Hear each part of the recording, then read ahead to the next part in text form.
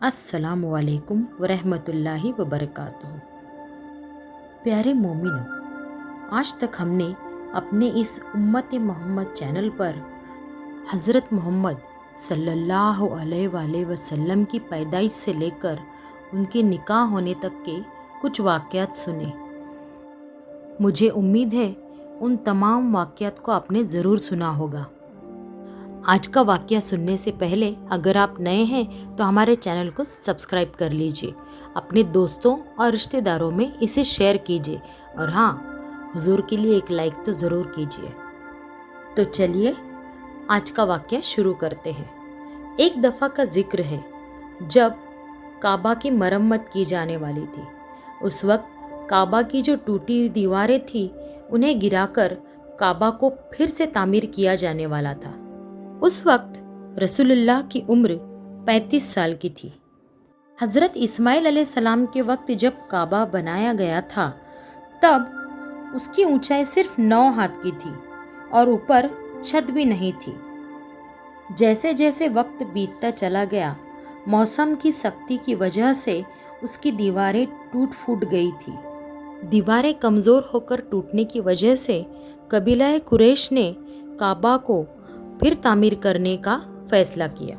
उन्होंने तय किया कि काबा तामीर करने के लिए सिर्फ हलाल रिज़्क का ही इस्तेमाल करेंगे।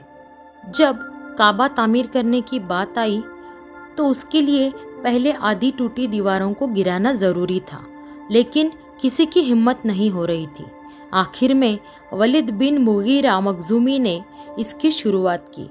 उन्होंने कुदाल लेकर उन्होंने अपने हाथ में हथियार लिए और अल्लाह से कहा कि ऐ अल्लाह, हम खैर का इरादा करते हैं। इसके बाद उन्होंने 2 कोने की दीवारों को हथियार से नीचे गिरा दिया।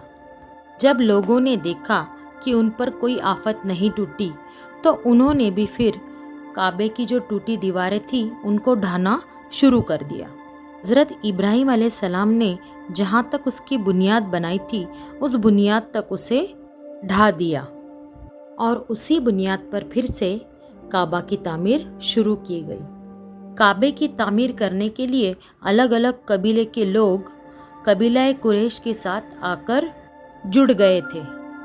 हर कबीले के लिए काबे का अलग अलग हिस्सा मुकर्रर किया गया था।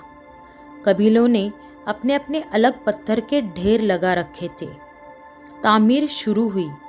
तामीर होते होते जब हजरे अस्वद तक दीवारें उठ गई तो हजरे अस्वद को लगाने के ऊपर से झगड़ा उठ खड़ा हुआ। हर कबीला अपने हाथों से हजरे अस्वद को लगाना चाहता था। 4-5 दिन की बहस के बाद बात खून खराबे तक पहुंच गई, लेकिन अबू उमैया मखज़ूमी ने यह कहकर फैसले की एक शक्ल पैदा कर दी कि मस्जिद हराम के दरवाजे से जो पहला शख्स अंदर आएगा वही इस बात का फैसला करेगा। यह तय किया गया। सब लोग इस बात पर राजी हो गए, लेकिन अल्लाह का करिश्मा ऐसा हुआ कि उस दरवाजे से सबसे पहले रसूलुल्लाह दाखिल हुए। जब उन्होंने देखा कि रसूलुल्लाह अंदर आए हैं तो सब लोग बहुत खुश हुए, क्योंकि रसूलुल्लाह पर सबको भरोसा था।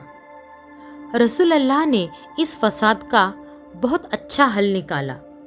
अपनी समझदारी से उन्होंने एक चादर मंगाई और बीच में हजरे अस्वद रखा और कबीलों के सरदारों को चादर के कोने पकड़ने के लिए कहा और चादर को ऊपर उठा दिया गया। जैसे ही हजरे अस्वद उसकी जगह तक पहुंच गया, रसूलुल्लाह ने उसे उसकी तयशुदा जगह पर लगा दिया। इस तरह हर कबीले को इस मुबारक काम में शामिल होने का मौका मिला। सुभान अल्लाह, ये था हमारे रसूलुल्लाह के फैसला करने का तरीका। काबा तामीर करते वक्त उसकी लंबाई 6 हाथ कम कर दी गई। यही टुकड़ा आज हिज्र और हतीम कहलाता है। काबे का दरवाज़ा काफ़ी ऊंचा कर दिया गया ताकि इसमें वही इंसान जाए जिसे उसमें जाने की इजाज़त दी जाए।